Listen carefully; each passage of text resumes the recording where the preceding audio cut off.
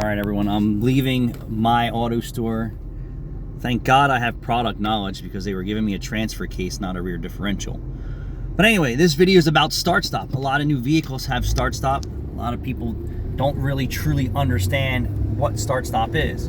When you pull up to a traffic light or stop, with your foot on the brake, your vehicle will just shut off. And then as soon as you release the brake, the car will start back up and then continue to go about its normal operation.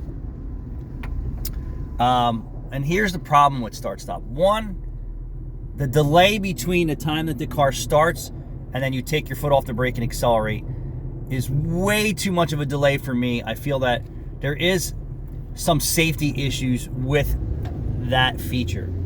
Now, here's the other problem that I'm going to tell you that I don't like about start-stop.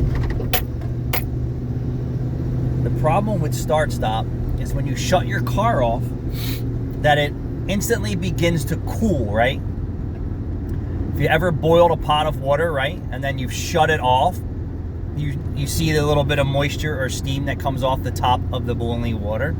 That is the same thing that's going on inside of your engine. That is water vapor, acid vapor, oil vapor, fuel vapor.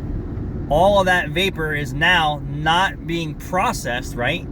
It's just, everything just comes to a stop. And then the oil's cooling off, the valves are cooling off, the pistons are cooling off, right? And then it has to go through that heat cycle again. So your engine's constantly going through heat cycles more than it should be. And what happens with heat cycles? It's more wear and tear.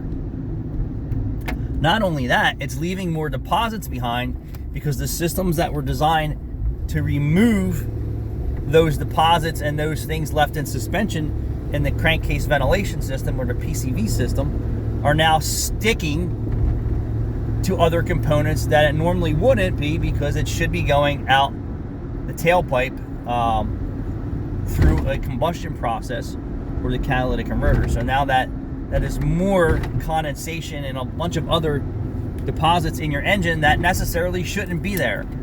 So my opinion of it is that it's a feature that really sucks. It's really bad for your engine. It's really hard on your charging system, right? Most of these cars have 2 batteries. And it puts more wear and tear on your starter. How about that? And that aspect, I like that. It creates more work for us that way. But what I don't like is that it's not, they say it's saving you, it's more for emissions reductions because they say your vehicle idling produces more pollutants than it is as it's driving. Well, in a perfect world, yes. But how many people are driving around with an unmaintained vehicle? Just about everybody. No one's doing the proper maintenance, therefore it's not the same product that they tested, right? When they tested it in their little bubble in their bottle, like, okay, this is all good.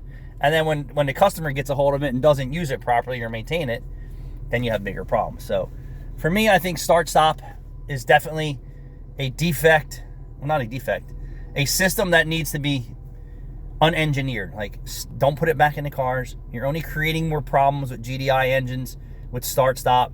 You're producing more sludge, deposit, water vapor, and pollutants. And again, in the bottle, it's perfect. But then introduce it to the way that consumers treat their vehicles, right? How many people are driving around putting the wrong gasoline in their car? A lot. How many people are driving their oil changes far past their expectable limits? A lot. How many people aren't even tuning their car up? A lot. Because they don't know and they don't care. So the start-stop feature for me is definitely a system you should turn off. It's safer in my opinion. It's less harsh on the engine. And is it really more fuel efficient? I don't believe so.